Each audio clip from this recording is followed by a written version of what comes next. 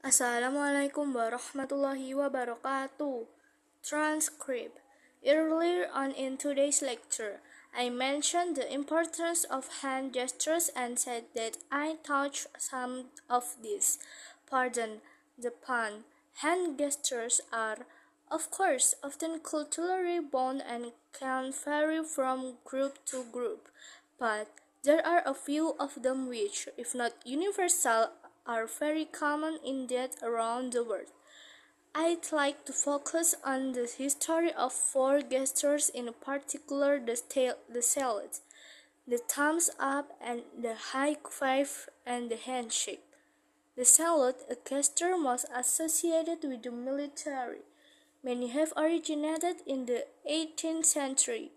The Grenadier Guards, one of the oldest regiments of the British Army, used helmets in the form of cones. They were held in place by chin straps. It was difficult to raise your helmet when greeting someone, so the soldiers simply touched their head with one short movement of the hand before quickly putting it back down again at their side. The thumbs up gesture apparently goes back a lot farther. It's widely believed that this gesture goes back to Roman times when gladiators stood in front of the emperor and eager crowds in the Colosseum. The fallen gladiator's fate was decided by the audience. If they felt he had fought well, they showed their approval with a thumbs up gesture.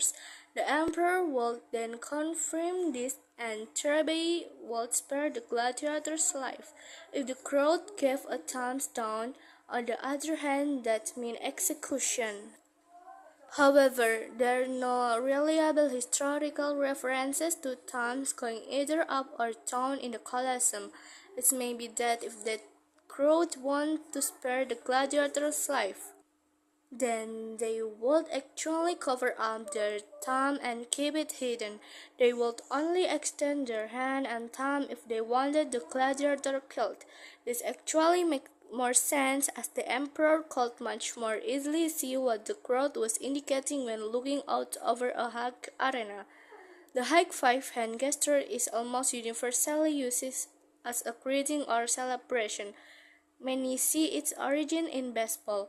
Two U.S. teams lay claim to inventing the high five: the Los Angeles Dodgers 1977 or the Louisville Cardinals in 1978. It's quite likely that it was neither, and the gesture might have a much earlier origin again. It is very similar to a 1920s jazz gesture known as the low five or giving skin. This gesture involved people sipping each other's lower hands, also in celebration. There are in fact numerous references to the low five in film of the era. Perhaps the high five is just an evolution of that gesture. The final gesture I'm going to mention today is the handshake. It dates back as a greeting at least as far as ancient Greece. In the Acropolis Museum in Athens, the base of one of the columns shows goddess Hera shaking hands with Athena, the goddess of wisdom and courage. It's thought that shaking hands rather than bowing or courtesying showed both parties as equals.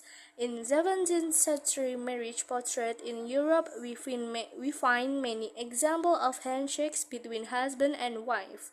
Now, of course, the handshake has a multitude of uses: meeting, greeting, parting, offering congratulations, expressing gratitude, or complimenting an agreement. In sports or other competitive activities, it is also done as a sign of good sportsmanship. In this way, the gesture has not strayed from its original meaning to convey trust, respect, and equality.